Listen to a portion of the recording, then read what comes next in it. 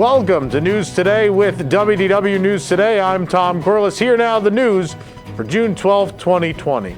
Oh, I should probably take off my very stylish WDWNT T-Public face masks, which finally shipped after a long time, but they shipped. I do love this goat one, though. I have to say it came out pretty good. It does look like you are the goat chewing on the dynamite, right? We got a lot of good ones. We got a lot more subtle ones, like spaceship Earth patterns and walls and things. You should check them out at TeePublic. The link is on our front page at WDWNT.com. But enough about paying the bills. Let's do the news. Disneyland Resort has officially announced its reopening plans after the COVID-19 shutdown. Quote, 65 years to the day after historic opening of Disneyland Park, we're planning to reopen our theme park gates once again on July 17th, 2020, welcoming guests back to the Disneyland Resort. Disney Parks Experiences and Products announced proposed plans for a phased reopening of the Disneyland Resort. Pending state and local government approvals, Disney's Grand Californian Hotel and Spa and Disney's Paradise Pier Hotel plan to reopen on July 23rd, Disneyland Park and Disney California Adventure Park on July 17th, and additionally, the Downtown Disney District will begin reopening on July 9th. Because theme park capacity will be significantly limited to comply with governmental requirements and promote physical distancing, the Disneyland Resort will manage attendance through a new theme park reservation system that will require all guests, including annual pass holders, to obtain a reservation for park entry in advance. Theme park reservations will be subject to availability, and more details about the new system will be available soon. That's what we keep hearing for Walt Disney World. When soon is, who knows? I feel like I'm in a Spaceballs bit. When will then be now? Whatever. At this time, there will also be a temporary pause on new ticket sales and annual passport sales and renewals. Additional details will be available soon. Check Disneyland.com for the most current information. Once approved, the Disneyland Resort will reopen with enhanced health and safety measures. In addition, a guest experience team will be available throughout the parks and downtown Disney to assist guests with questions regarding new policies. Certain experiences that draw large gatherings, such as parades and nighttime spectaculars, will return at a later date. And while character meet and greets will be temporarily unavailable, characters will be in the parks in new ways to entertain and delight guests. Pending government approval, Disney's Grand Californian Hotel and Spa and the Paradise Pier Hotel and the Disney Vacation Club Villas at the Grand Californian are planned to reopen again on July 23rd. Plans to support physical distancing as well as increased cleaning measures, along with a number of other health and safety protocols, will be implemented as part of the phased reopening of the hotels and the Vacation Club. Downtown Disney will begin reopening on July 9th in line with the state's reopening guidelines with its unique variety of shopping and dining experiences, including the flagship World of Disney store. With the health of guests and cast members at the forefront of planning, several operational changes will be implemented based on guidance from health authorities to promote physical distancing and cleanliness throughout the Downtown Disney district. Given the imminent reopening, as we said before, all sales and renewals of annual passports and any new ticket sales are being temporarily paused at Disneyland Resort for the time being. As stated in the new Know Before You Go experience updates page on the Disneyland website, quote, at this time we are temporarily pausing new ticket sales and annual passport sales and renewals. Additional details will be provided soon. The resort is faced with the process of implementing an all-new theme park reservation system and may be pausing ticket sales to avoid further issues with the new system and limit capacity. For current annual passport holders whose expiration date has lapsed over the course of the closure, there is the option to extend your pass or receive a partial refund. If you choose to extend, the new expiration date will be reflected on your passport account prior to the reopening of the theme parks. Ticket and annual pass sales are expected to resume on or shortly after the reopening. As part of that reopening announcement, we talked about it already, the Grand Californian and Paradise Pier hotels will be reopening on July 23rd, nearly a week after the parks. The Disneyland Hotel, however, is slated to remain closed. Of course, Disney Vacation Club properties at Walt Disney World will be among the first to reopen on June 22nd. In fact, on June 15th, Hilton Head and Vero Beach are reopening as well. So the Grand Californian, when that reopens, will be one of the last DVC resorts in the world to reopen, leaving only Aulani. That's it. That's the only DVC resort that'll be left. Do keep in mind, though, with these July 23rd reopenings that hotel prices are astronomical. We found standard view rooms at the Paradise Pier for $428 a night plus tax. Not to mention $750 and up a night at the Grand Californian. So keep that in mind. Josh D'Amaro, recently named the chairman of Disney Parks Experiences and Products, has issued a thoughtful letter reflecting on the announcement of the reopening of Disneyland. Quote, with the announcement of the proposed reopening dates for the Disneyland Resort, we are one more exciting step closer to reopening all of our Disney parks and experiences around the world. Throughout the past few weeks, we have reopened Shanghai Disneyland, Disney Springs, and several Disney stores, and set dates for both Walt Disney World and Disneyland Resorts, with more announcements coming soon. We are purposefully taking baby steps during this very intentional phased approach. As one of the first major theme parks to close our operations and the last to reopen, we have been deliberate about keeping the health and safety of our cast, guests, and local communities at top of mind. And as we look forward to bringing our cast members back to work and welcoming you back as cherished guests, we know it will take all of us working together responsibly to recapture the magic. We're fortunate to be guided by a talented team of professionals who've helped us implement a variety of new health and safety measures reflecting the guidance of local health and government authorities. These are designed with both cast and guests in mind for the unique environments of each of our parks, resorts, and stores.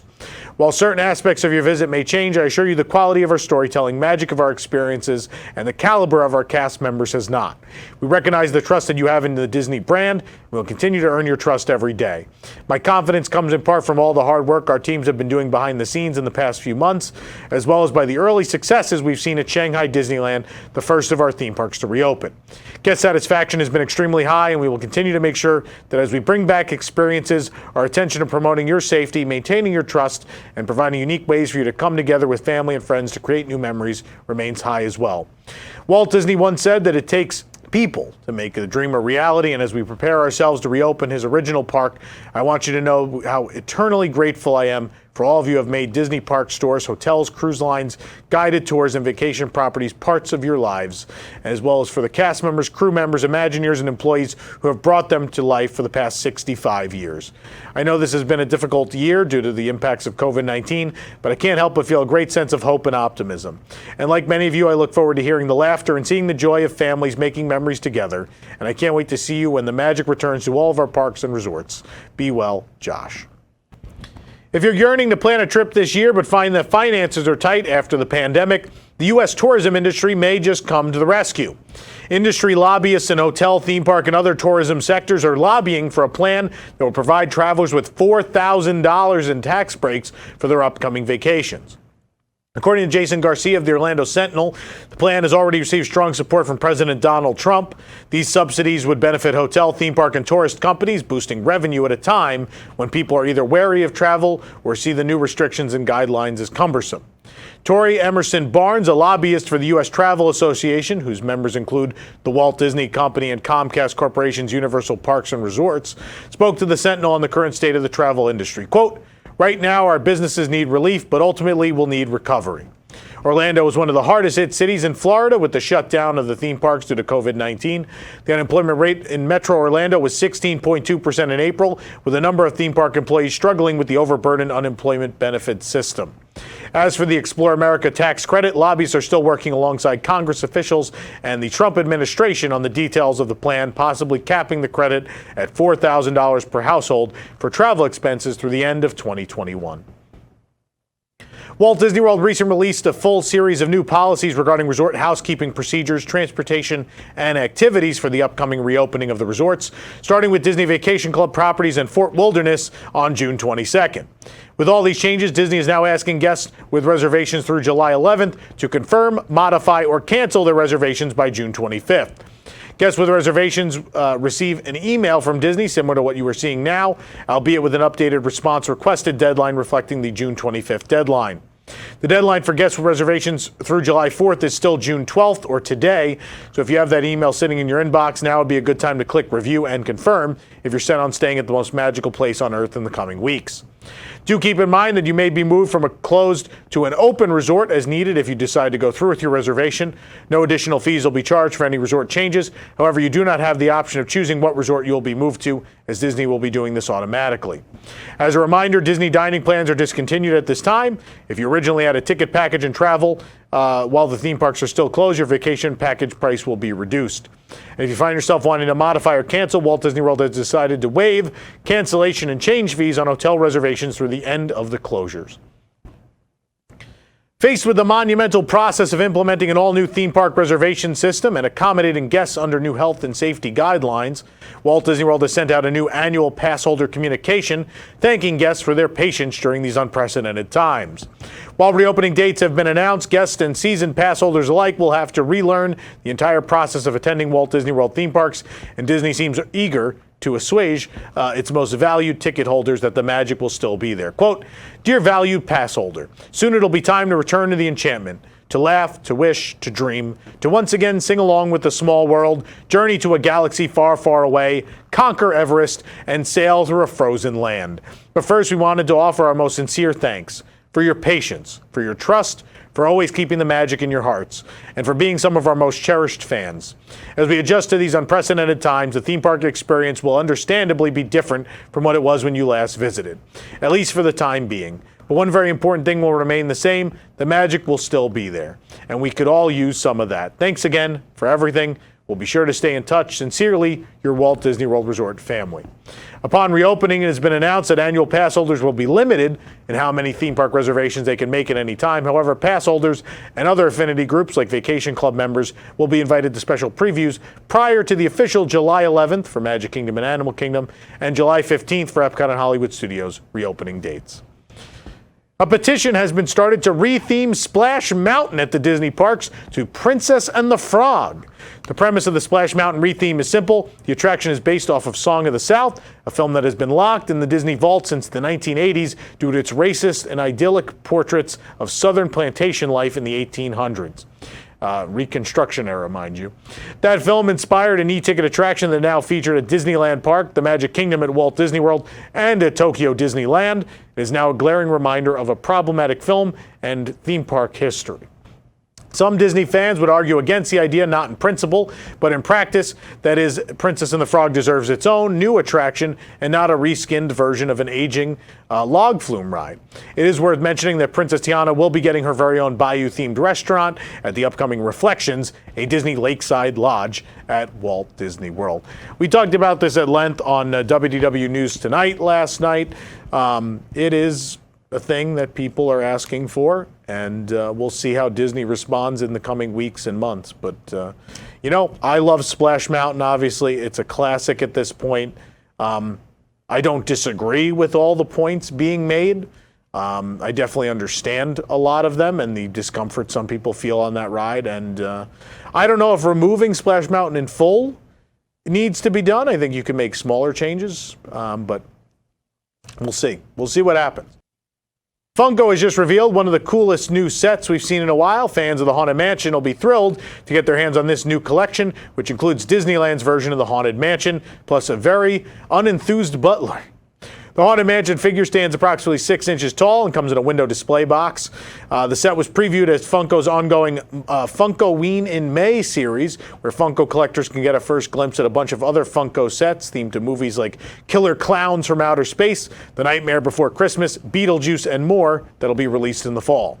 You can now get this Funko Pop Town's Haunted Mansion set on pre-order on Amazon for $29.99. The set will be officially released on September 30th, 2020. It's unknown whether the set will be released at a later date at Walt Disney World or Disneyland as an exclusive, or whether it'll be released on Shop Disney as well. But in either case, we'd love to see a Walt Disney World version too. So, be cool. The beloved attraction, the Indiana Jones Adventure Temple of the Forbidden Eye, has been celebrating its 25th anniversary at Disneyland this year. And while plenty of merchandise was released out there, it looks like some has trekked over to Walt Disney World, as we've now unearthed a new commemorative Disney Parks signature puzzle at Disney Springs. From the box, we can see this is a 1,000-piece puzzle that assembles to create the poster for the Indiana Jones Adventure Temple of the Forbidden Eye. The art, of course, created by famous movie poster designer Drew Struzan, complete with the Disneyland logo.